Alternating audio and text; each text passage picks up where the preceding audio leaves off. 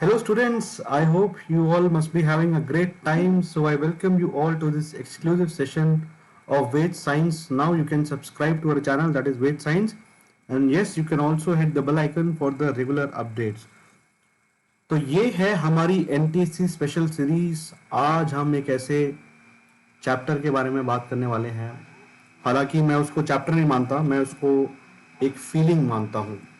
So today we shall be discussing about the most important aspect in the Indian history.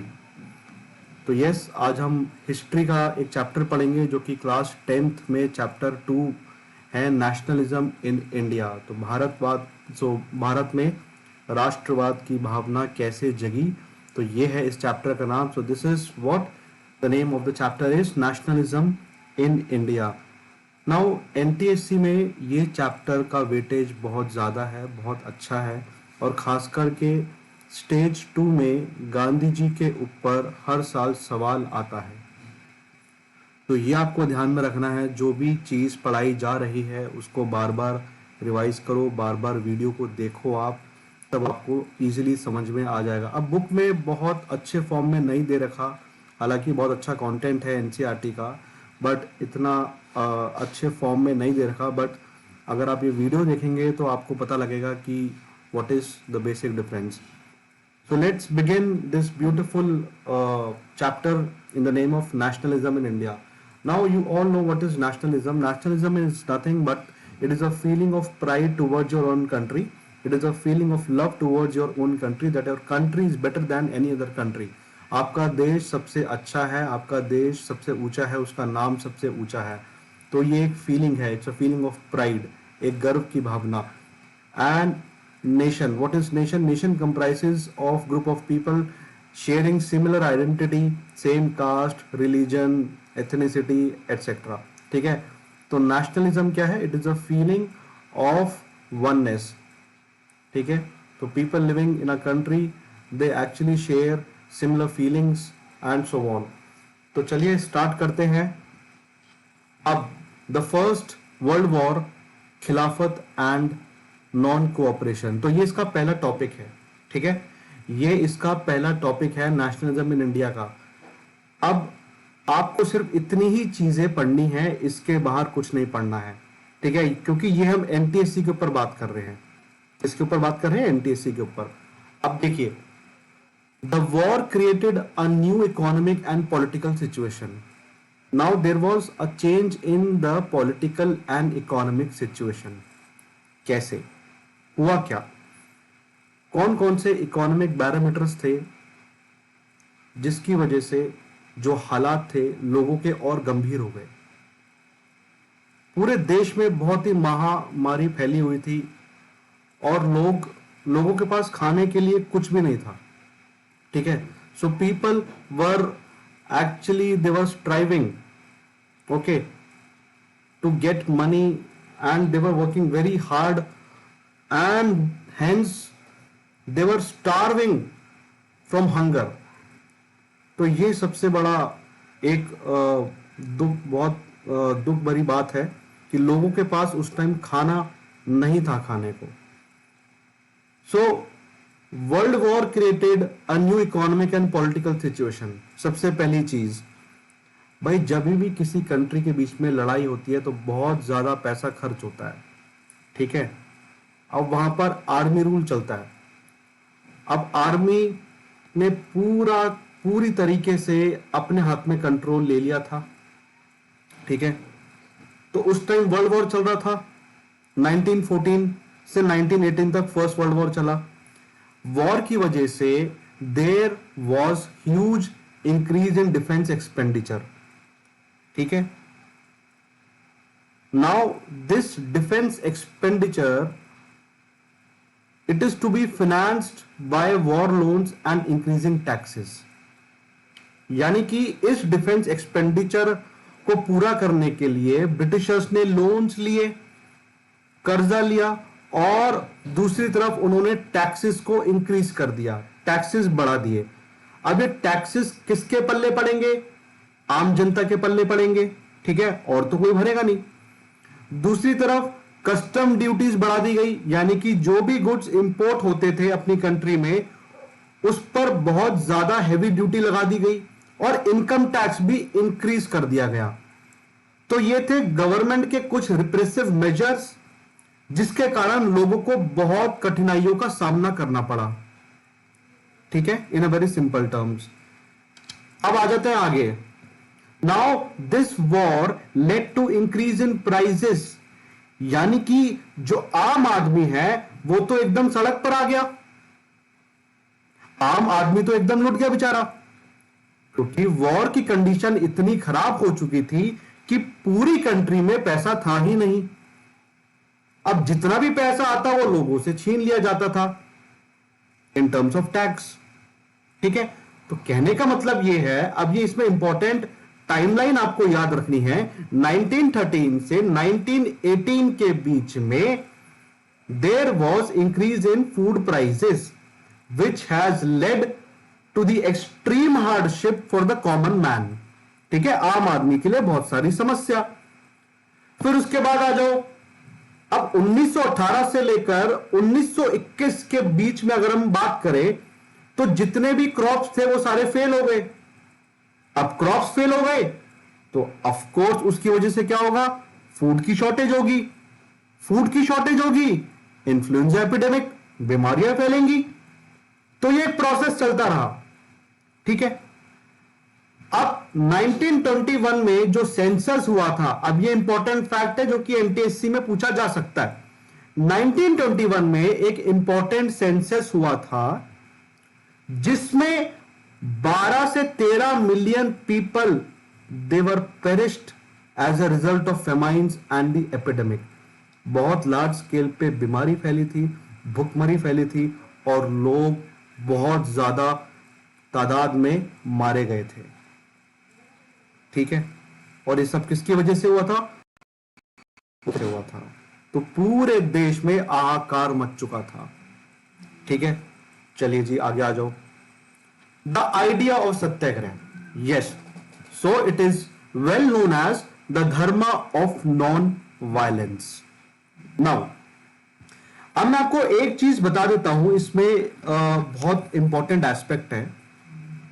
NCERT में इतना clearly नहीं लिख रखा है, ठीक है, बट मैं आपको एकदम क्लियर भाषा में समझा देता हूं। एक्चुअली आप यहां पर देख रहे होंगे कि Gandhi ji is protesting in South Africa. वो अपने क्लाइंट के लिए केस लड़ने गए थे। ठीक है, तो उस केस में हमें जाना नहीं है, actually it is not relevant. So Gandhi ji found that the masses had immense capacity to participate in and sacrifice for a cause. लोगों में बहुत दम होता है, masses में बहुत दम होता है। Due to this, he was able to unite Indians belonging to different religions, belonging to different classes, men and women, जो कि सामने आए, अपनी लीडरशिप क्वालिटी दिखाई लोगों ने। किसके कहने पे? गांधी जी के कहने पे। ठीक है, तो यानी कि गांधी जी का मूवमेंट, जो सत्याग्रह का मूवमेंट था साउथ अफ्रीका में, वो इतना पॉपुलर हो गया कि जो भी लड़ाई वहां पर लड़ी जाती थी हमेशा जीत सच्चाई की होती थी। ठीक है, और यही वाला मेथड गांधी जी ने इंडिया में इंप्लीमेंट किया। तो साफ सीधी शब्दों में अगर मैं आपको यह बताऊं कि ये जो आइडिया ऑफ सत्याग्रह है, actually it emphasise the power of truth. सच्चाई की जो पावर है, जो सच की पावर होती है, ठीक है, वो अल्टीमेटली क्या करती है? वो अल्टीमेटली आपको जीत दिलाती है, विजय दिलाती है। So you need to search for the truth, and this was the main idea of Satyagraha, search for the truth.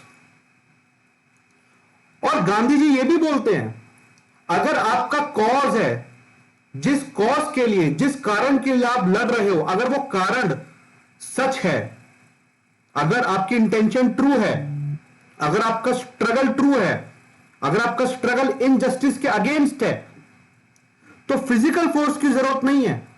हाथों का बल प्रयोग ना किया जाए सबसे बड़ी बात थी इसमें। आप अपने हाथों का बल प्रयोग नहीं करेंगे, सिर्फ इतना ही काफी है। ठीक है, अगर आपके अंदर सच्चाई है, आपके कॉज के अंदर सच्चाई है, तो भैया आप ऑपरेसर से एकदम लड़ सकते हैं। यह गांधी जी का कहना था।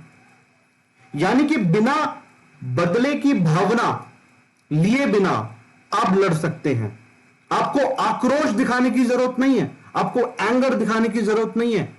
एक सच्चा सत्याग्रही अपना बैटल नॉन वायलेंस के साथ लड़ सकता है। आपको सिर्फ एक काम करना है। आपको क्या करना है? आपको जो लोगों का कॉन्शियस है, उनकी जो अंतर आत्मा है, उसको अपील करना है, उसको समझाना है कि तुम गलत हो। अगर आप इस चीज में सक्षम हो जाते हैं, बाय गॉड सच्चाई की जीत हमेशा आपके साथ रहेगी, आप हमेशा जीतोगे। यह गांधी जी का कहना था। तो यह तो हो गई छोटी सी बात एक नॉन वायलेंस के ऊपर, that is the idea of satyagraha. ठीक है, अब आ जाते हैं हम अगले पॉइंट पर। जी, गांधी जी की अब एंट्री होती है बहुत ही शानदार तरीके से। गांधी जी सलमान खान स्टाइल में एंट्री मारते हैं। Heroic entry of MG, Mahatma Gandhi. ठीक है, एकदम बढ़िया से गांधी जी सामने आते हैं लोगों के और एंट्री होती है। खूब जोरों शोरों से उनका स्वागत होता है। आप देख सकते हैं ट्रेन से उतर रहे हैं। ट्रेन पता नहीं कौन सी है, बट बहुत पुरानी ट्रेन है। ऑफ कोर्स उस टाइम एसी भी होता था, नहीं होता था, आई डोंट नो, बट ये बहुत पुरानी ट्रेन है। ठीक है, हमें नहीं जानना है कि ट्रेन कौन सी है, but anyhow now there were 3 important movement when Gandhi ji came to India. He led 3 important movement. ये सबसे इंपॉर्टेंट है। जब महात्मा गांधी जी बहुत ही हीरोइक स्टाइल में, बहुत ही हीरो वाली एंट्री की तरह, मतलब उन्होंने हीरो की तरह एंट्री ली, और जब वो इंडिया में आए 1915 में, अब ये याद रखना कब आए, सन 1915 में गांधी जी ने भारत में कदम रखा, ये याद रखना है। ठीक है, और हीरोइक स्टाइल में कदम रखा कि दोस्तों मैं आ गया हूं। तो सबसे पहली चीज है 1917 में चंपारण सत्याग्रह हुआ था। अब चंपारण सत्याग्रह क्या था? देखिए, एक आदमी थे जिनका नाम था राजकुमार शुक्ला। ठीक है, वैसे तो एनसीईआरटी में ये दे नहीं रखा और आपको याद करने की भी जरूरत नहीं है। तो राजकुमार शुक्ला जी ने गांधी जी से रिक्वेस्ट किया कि गांधी जी, चंपारण में काफी गंभीर स्थिति है, अगर आप हमारा साथ देंगे, लोगों का साथ देंगे, तो क्या पता लोगों को अत्याचारों से मुक्त कराया जाए। उनकी बहुत सारी समस्या है। तो गांधी जी ने बोला चलो ठीक है, ये भी सही है, चलते हैं। तो ये गांधी जी का पहला ऐसा स्ट्रगल था इंडिया में। ठीक है, और जिसका नाम था चंपारण सत्याग्रह ऑफ 1917। याद रखना बच्चों, 1917, इसको भूलना नहीं है। ठीक है, अब प्रॉब्लम क्या थी कि जो इंडिगो प्लांटर्स थे, ठीक है, of Champaran in Bihar, actually the European planters, they had been forcing the peasants to grow indigo on 3/20th of land। यानी कि मान लो अगर आपके पास 20 एकड़ की जमीन है, तो 20 में से जो तीसरा हिस्सा होगा वो डेडिकेटेड होगा इंडिगो प्लांटेशन के लिए, उस पर इंडिगो ही उगेगा। ठीक है, और उस सिस्टम को बोला जाता था तिनकाथिया सिस्टम। उसमें भी आपको पढ़ने की जरूरत नहीं क्योंकि एनसीईआरटी में है ही नहीं। ऑलराइट, अब यूरोपियन प्लांटर्स ने क्या बोला कि भाई आपको तो उगाना पड़ेगा चाहे कुछ भी हो जाए। उन्होंने पीजेंट से हाई रेंट और इलीगल ड्यूज भी मांगे। ठीक है, इलीगल ड्यूज भी मांगे उन्होंने, और उन्होंने ये सोच करके मांगा कि भाई ये, और वो जानते थे, ब्रिटिशर्स जानते थे कि ये जो सिस्टम है ये बहुत ही ज्यादा ऑपरेसिव है, ये बहुत ज्यादा खतरनाक है। जो हम इंडियंस के साथ कर रहे हैं वो जानते थे, अंदर उनकी आत्मा जानती थी कि ये बहुत गलत हो रहा है। ठीक है, तो कहने का मतलब ये है, उन्होंने सोचा कि पीजेंट्स कहीं छोड़ के ना भाग जाए, तो जल्द से जल्द उनसे हाई रेंट मांगा जाए और इलीगल ड्यूज मांगा जाए। ताकि हम अपना प्रॉफिट कवर कर सके इनके छोड़ने से पहले, because peasants were forced to grow the indigo. तो गांधी जी ने एक यहां पर मूवमेंट स्टार्ट किया, ठीक है। गांधी जी जो थे, he was actually able to convince the authorities that the Tinkathia system should be replaced. It should be abolished. ये गांधी जी ने बोला, ठीक है। और पीजेंट को कॉम्पनसेशन मिलना चाहिए, पीजेंट्स को कॉम्पनसेशन मिलना चाहिए, क्योंकि ये कॉम्प्रोमाइज किया गया था। Actually as a compromise with the planters, he agreed that only 25% of the money taken should be compensated, ठीक है। अब ये बहुत सारे उसमें वेरिएशंस है, हमें जाने की जरूरत नहीं है। आपको बस इतना याद रखना है, जो चंपारण सत्याग्रह था, it was the struggle against the oppressive plantation system. किसकी खेती होती थी? इंडिगो की खेती होती थी, जो कि डाई में यूज होता था, ब्लू कलर, ठीक है, बनाने के लिए। ऑलराइट, और यूरोपियन प्लांटर्स ने इन पीजेंट से इलीगल रेंट और ड्यूज मांगे।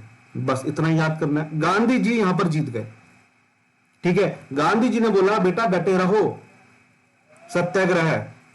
चलो जी आ गए। अब ये बात आती है 1917 पे, खेड़ा सत्याग्रह।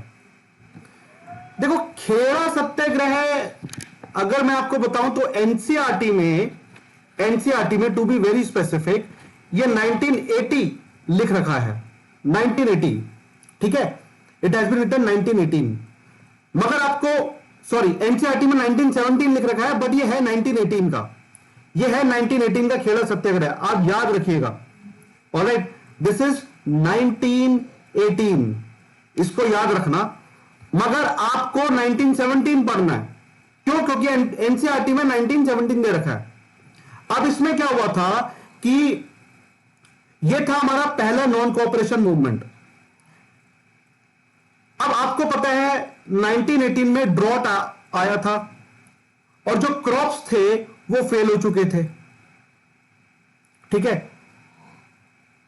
अब इसमें एक कोड था, and that code was the revenue code, and according to that revenue code, if the yield was less than 1/4 of the normal produce, if the yield was agar production, if the yield was less than 1/4 of the normal produce, the farmers were entitled to remission, उनको remission मिलेगा।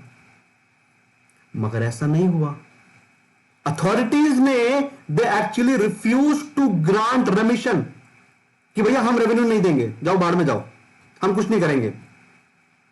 गांधी जी सनक गए, गांधी जी को गुस्सा आ गया, ऐसे तो नहीं चलेगा भैया, ऐसे तो बिल्कुल भी नहीं चलेगा, ऐसे कैसे चलेगा।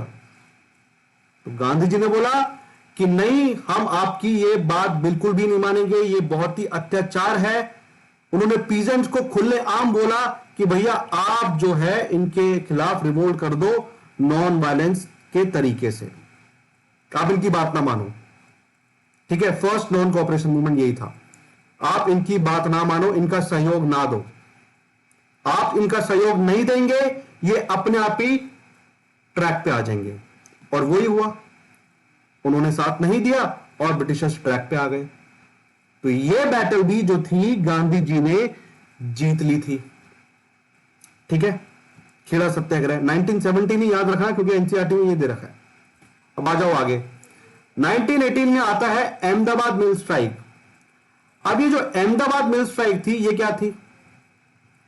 देखो, ये जो अहमदाबाद मिल स्ट्राइक थी, it was a strike between the mill owners and the cotton workers, ठीक है।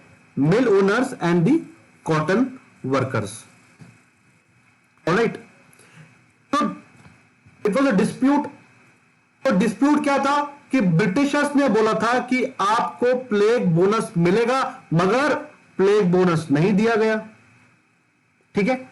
ब्रिटिशर्स ने बोला था प्लेग बोनस मिलेगा, मगर प्लेग बोनस नहीं मिला। तो गांधी जी ने बोला वर्कर्स को कि आप स्ट्राइक पे चले जाओ और इनसे 35% का 35% का वेजेस में इंक्रीज मांगो, बोलो कि हमारे वेजेस बढ़ाओ। तो ये इनडिस्क्रिमिनेट मैनर में ये जितने भी पीजेंट्स थे, इन्होंने स्ट्राइक किया, ठीक है, और इन्होंने बोला कि हमारी वेजेस बढ़ाओ, हमारा भत्ता बढ़ाओ, जो भी करना करो, हम तब तक काम नहीं करेंगे जब तक हमारी मांगे पूरी नहीं होगी। और यह बैटल भी गांधी जी जीत लेते हैं बहुत आसानी से, ठीक है, इतना क्लियर है? तो यस,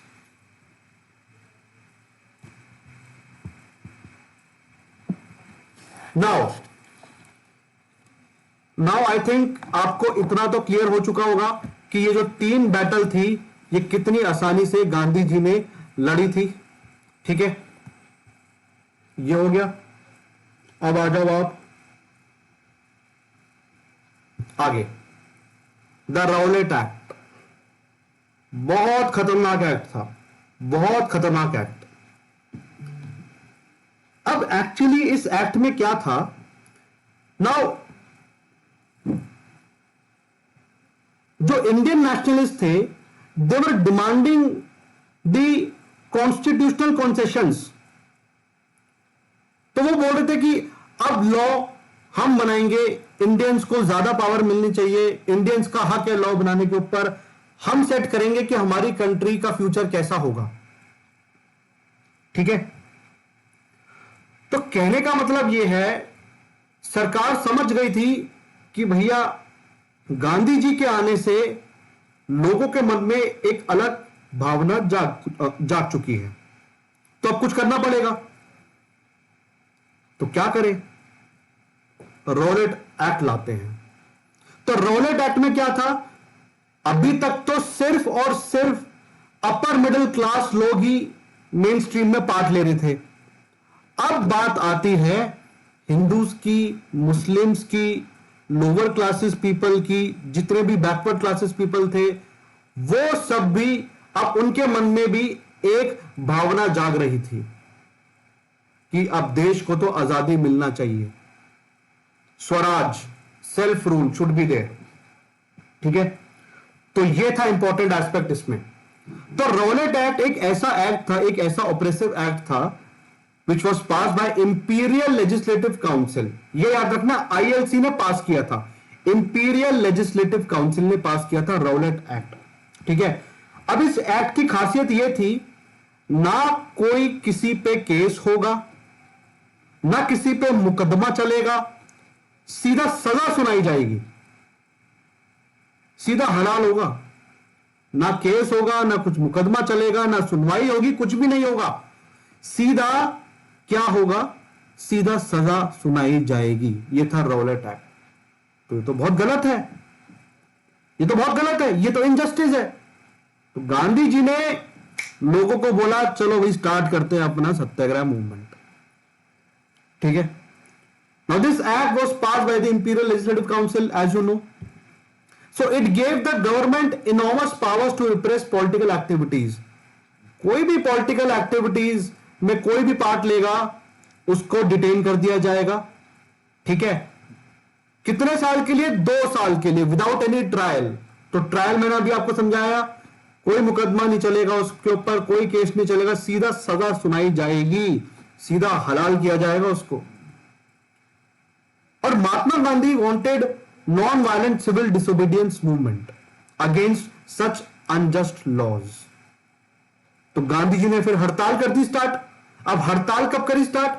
6 अप्रैल 1919 में, 6 अप्रैल 1919। जलियांवाला बाग के बहुत करीब है ये डेट, बहुत करीब है जलियांवाला बाग के ये डेट, ये याद रखो। तो उससे पहले क्या हुआ था? गांधी जी ने हड़ताल कर दी, तो रैलीज ऑर्गेनाइज की गई, वर्कर्स ने स्ट्राइक कर दिया, railways, workers shops and many many shops were close down. तो ब्रिटिशर्स के मन में एक डर पैदा हो गया कि इतना पॉपुलर मूवमेंट हो रहा है, ये तो इतना पॉपुलर अपसर्ज हो रहा है। तो उनके मन में एक डर आ गया कि जो हमारा कम्युनिकेशन है, जो हमारा रेलवे का चैनल है, जो टेलीग्राफ है, वो सब खत्म हो सकता है, वो सब बंद हो सकता है। तो ब्रिटिशर्स ने इसको प्रिवेंट करने के लिए राउलेट एक्ट को इनेक्ट किया। चलो भाई पकड़ते हैं नेशनलिस्ट को, ठीक है। तो ये थी ब्रिटिशर्स की साजिश अप्रैल जलियांवाला बाग मैसेकर। अब ये इतना खतरनाक इंसिडेंट था इंडियन हिस्ट्री में। हुआ क्या, देखिए बैसाखी का दिन था। A large crowd of people, mostly from the neighboring villages in Amritsar, and people were unaware of the prohibitory orders in the city, and they gathered in the small park. एक छोटे से पार्क में वो इकट्ठा हो गए। इकट्ठा क्यों हो गए? क्योंकि जो इनके लीडर थे, उन दो लीडर के नाम थे सैफुद्दीन किचलू और सत्यपाल, उनको अरेस्ट कर लिया था। क्यों अरेस्ट किया था? क्योंकि उन्होंने राउलेट एक्ट के खिलाफ आवाज उठाई थी। भाई ये तो अच्छा किया उन्होंने, राउलेट एक्ट के खिलाफ उन्होंने आवाज उठाई तो उनको अरेस्ट कर दिया। तो लोग कोई ना शान बैठेंगे, भाई आपने लीडर को अरेस्ट क्यों किया? उन्होंने तो सही किया ना, आपके एक्ट के अगेंस्ट आवाज उठाई, तो आपको इसमें तकलीफ क्या है? ये तो हमारा हक है। ब्रिटिशर्स को तकलीफ थी, मार्शल लॉ लग चुका था। There was an imposition of martial law by General Dyer. And what he did, he actually blocked the only exit point in Jallianwala Bagh and opened fire on the unarmed crowd, killing around thousands of people. Thousands of people.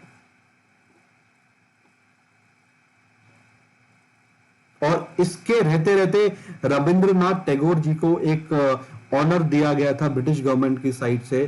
That honour was the knighthood, the sir, एक title दिया गया था, the sir knighthood. वो knighthood भी उन्होंने renounce कर दिया था, ठीक है, रविंद्रनाथ टैगोर जी ने।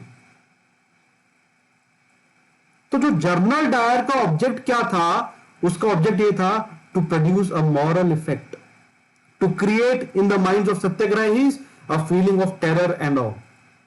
एक डर बिठाना ऑब्जेक्ट था उसका, दहशत बिठाना एक ऑब्जेक्ट था। Alright, so this was the main object.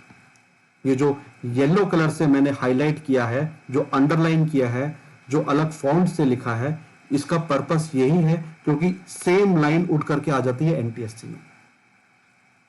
ठीक है, आगे बढ़ते हैं। इफेक्ट्स ऑफ जलियांवाला बाग, ये बहुत इंपॉर्टेंट है।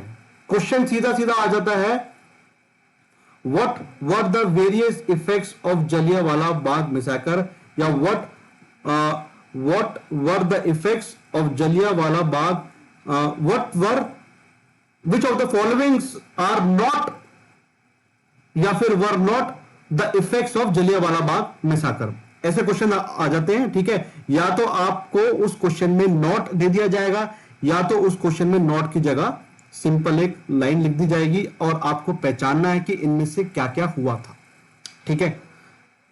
Now there were strikes and clashes with the police and attacks on government buildings, तो ये वायलेंट एक्टिविटी में आ गया, ठीक है। गवर्नमेंट की बिल्डिंग को, पब्लिक प्रॉपर्टी को अटैक किया और पुलिस स्टेशंस को अटैक किया, पुलिस वालों को के ऊपर अटैक किया, यह आ गया वायलेंट एक्टिविटी में। तो क्लैश हुआ, तो ऑफ कोर्स क्लैश तो बनता ही था। भाई लोग कब तक शांत रहेंगे?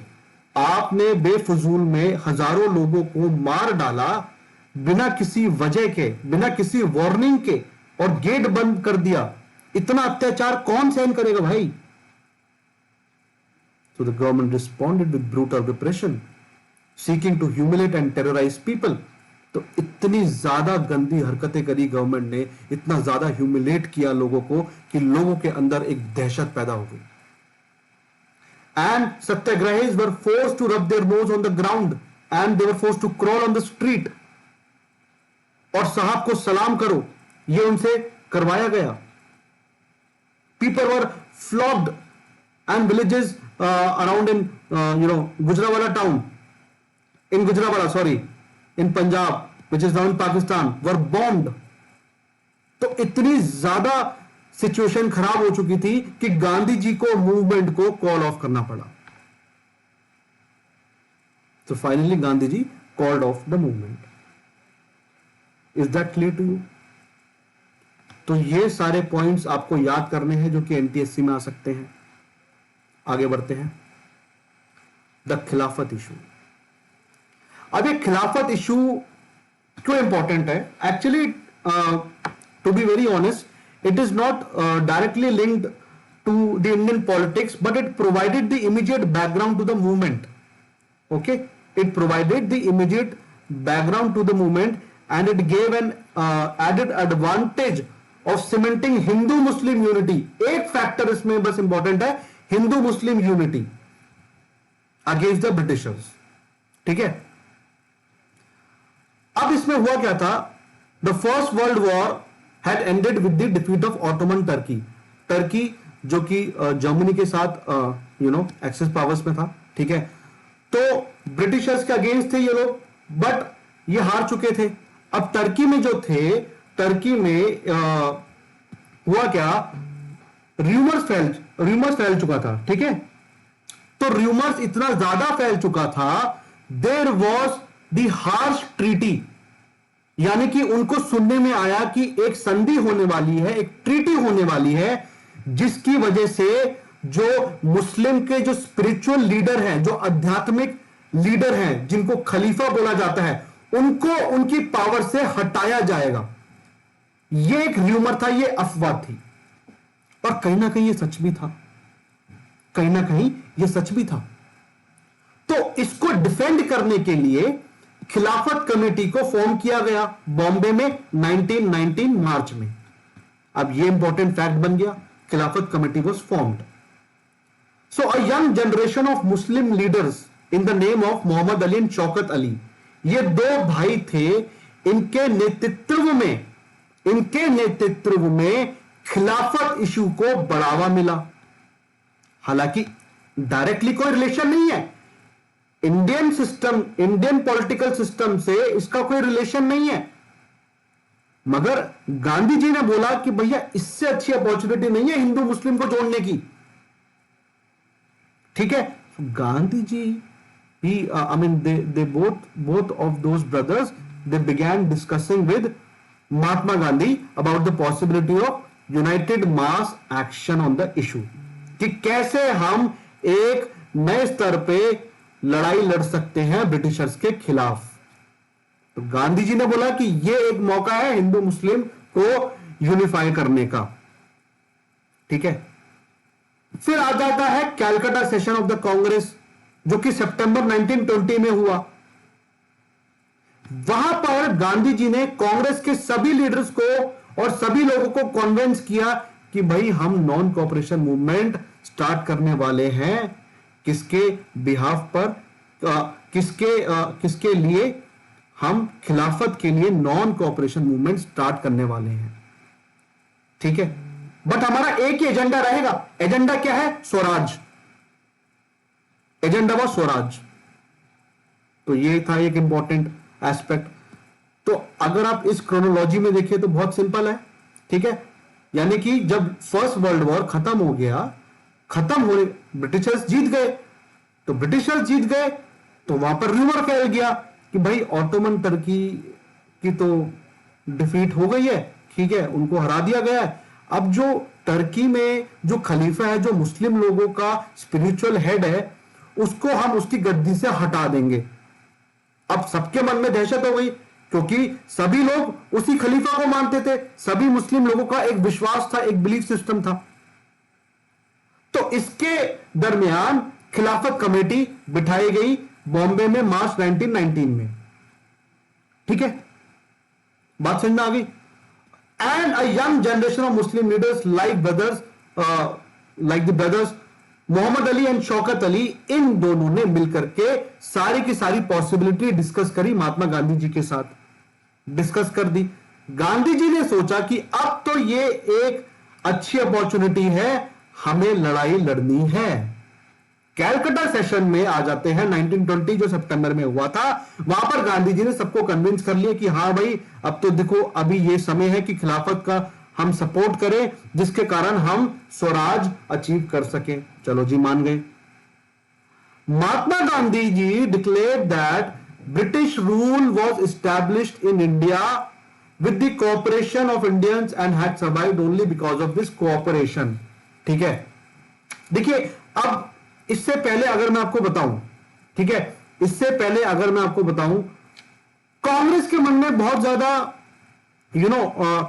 बहुत ज्यादा अलग ख्याल थे, ठीक है, तो वो अलग ख्याल क्या थे हम इस पॉइंट में पढ़ेंगे। अब आ जाते हैं नॉन कोऑपरेशन मूवमेंट का वही continuation, sorry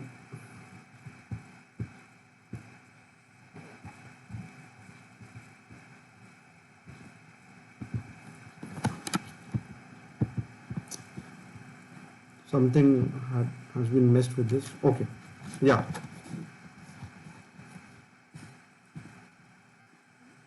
Now, yes, please.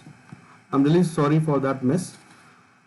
So, why non-cooperation? अब आ जाता है एक अगला टॉपिक, नॉन कोऑपरेशन। अब नॉन कोऑपरेशन क्यों? गांधी जी ने एक बहुत ही फेमस किताब लिखी थी जिसका नाम था हिंद स्वराज 1909 में। महात्मा गांधी जी ने उस किताब में यह लिखा कि भाई ब्रिटिश रूल यहां पर एस्टैब्लिश किसकी वजह से हुआ है? हमारी वजह से हुआ। क्यों? क्योंकि हमने उनके साथ कोऑपरेट किया है, हमने कोऑपरेशन किया है, हमने सहयोग दिया है उनका। अगर हम उनका सहयोग ना दे, इनके बस की नहीं है कुछ भी, ये निकल लेंगे पतली गली से। इनका सहयोग नहीं देना है हमें, ये गांधी जी का मेन आइडिया था। इसलिए तो ब्रिटिश रूल एस्टैब्लिश किया गया है, वरना तो इनकी हिम्मत ही नहीं थी। अगर भारतीय सपोर्ट करने से रिफ्यूज कर दें, तो ये मेरा विश्वास है 1 साल में स्वराज आ जाएगी, 1 साल में, और ये पूरा का पूरा ब्रिटिश एम्पायर खल्लास, कोलैप्स हो जाएगा। इसका बेस ही नहीं बचेगा, इसकी नींव ही नहीं बचेगी। लगान देखी है, बस समझ जाओ। How could non cooperation become a movement? कैसे ये एक आंदोलन बन सकता है, कैसे ये एक मूवमेंट बन सकता है, बताइए हमें। तो ये ऐसे बन सकता है। 2 पॉइंट आपको याद करने हैं, अभी तक बहुत बढ़िया चल रहा है। देखिए, it should begin with the surrender of titles that the government awarded. जितने भी आपको टाइटल्स मिले हैं, जितने भी आपको नामी डिग्री है, जो भी कुछ भी मिला है ब्रिटिशर्स की तरफ से, उसको सरेंडर कर दो, फेंक दो, आग लगा दो, ठीक है। Boycott of civil services, boycott of civil services, imperial civil services को बॉयकॉट करो। जो भी इंडियंस हैं सिविल सर्विसेज में, जो भी ब्रिटिशर्स के नमूने हैं, वापस आ जाओ, बॉयकॉट कर दो। आर्मी छोड़ दो, पुलिस छोड़ दो, कोर्ट्स छोड़ दो, लेजिस्लेटिव काउंसिल्स छोड़ दो, लेजिस्लेटिव काउंसिल्स छोड़ दो। इंडियंस का कोई रिप्रेजेंटेशन नहीं होगा, आ जाओ वापस। स्कूल जाना बंद कर दो, फॉरेन गुड्स खरीदना बंद कर दो, हमें नहीं चाहिए, बाहर में जाओ। Then in case the government use repression, अगर गवर्नमेंट रिप्रेशन करती है, बहुत जोर जबरदस्ती करती है, in that case a full civil disobedience movement or campaign would be launched. तो यही था सितंबर 1920 में एक स्पेशल सेशन रखा गया, जहां पर कलकत्ता में, याद रखना, सितंबर 1920 में एक स्पेशल सेशन, अधिवेशन रखा गया। बहुत खास अधिवेशन था कलकत्ता में। उस अधिवेशन में क्या किया गया कि कांग्रेस की अप्रूवल ली गई, कांग्रेस ने अप्रूव किया कि नॉन कोऑपरेशन मूवमेंट प्रोग्राम को लॉन्च किया जाए, और तब तक लॉन्च किया जाए जब तक ये राउलेट एक्ट ना हटाया जाए, जब तक हम इनसे बदला ना ले ले अपने जलियांवाला बाग मैसेकर का। लॉन्च किया जाए पूरे जोरों शोरों से नॉन कोऑपरेशन मूवमेंट। ये था कांग्रेस का दावा। फिर नागपुर सेशन इंपॉर्टेंट क्यों आता है नॉन कोऑपरेशन मूवमेंट में, जो कि दिसंबर 1920 में हुआ था? यहां पर इंडियन नेशनल कांग्रेस ने फाइनल अथॉरिटी दे दी थी, फाइनल एंडोर्समेंट दे चुके थे कि भैया now instead of having the attainment of self government through constitutional means and its goal, the aim is to achieve Swaraj, complete independence. अब तो हम उसकी तरफ बढ़ेंगे। वैसे तो 1929 में लाहौर सेशन में बात की थी कंप्लीट इंडिपेंडेंस की, पूर्ण स्वराज की, मगर यहां से बेस स्टार्ट हो गया था, यहां से उसकी नींव मतलब वहां पर शुरुआत हो चुकी थी। तो ये था नागपुर सेशन ऑफ 1920, बहुत ही इंपॉर्टेंट सेशन था ये, ठीक है। It was a very very important session, ठीक है, जो कि कांग्रेस को, एक्चुअली कांग्रेस को मनाया गया। कांग्रेस, क्योंकि कुछ लीडर्स ऐसे थे जिनको काउंसिल इलेक्शंस लड़ने थे, क्योंकि इलेक्शन जो थे वो आने वाले थे, आगे आने वाले टाइम में इलेक्शंस आने वाले थे। तो कांग्रेस लीडर्स को मनाया गया कि भैया लेजिस्लेटिव काउंसिल्स में मत जाओ, इलेक्शंस मत लड़ो, आप लड़ोगे तो ब्रिटिशर समझेगी कि ये हमारा सहयोग दे रहा है, ये हमारे को तो कोऑपरेट कर रहा है, तो आप इलेक्शंस नहीं लड़ेंगे। गांधी जी ने साफ साफ बोल दिया था। चलिए ठीक है, मान गए, हम इलेक्शंस नहीं लड़ेंगे, इलेक्शंस को बॉयकॉट किया जाएगा। तो फाइनली कांग्रेस को मनाया गया दिसंबर 1920 एट नागपुर सेशन में। तो अल्टीमेट एम क्या हो गया? स्वराज, ठीक है, ये हो गया अपना ultimate aim. Now what happened,